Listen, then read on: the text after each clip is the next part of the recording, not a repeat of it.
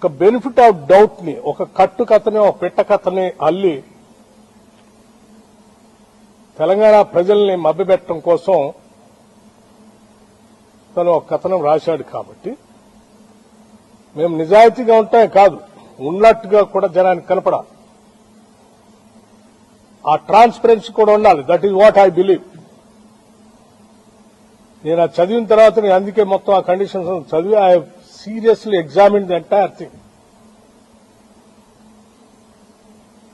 I have asked the Singareni management and the board seriously examining ఇటువంటి allegations వచ్చినప్పుడు ప్రజలకు స్పష్టత ఇవ్వాల్సిన బాధ్యత మంత్రిగా నా పైన ఉంటుంది. కాబట్టి I have asked them to, I have instructed, not only asked, to cancel the tender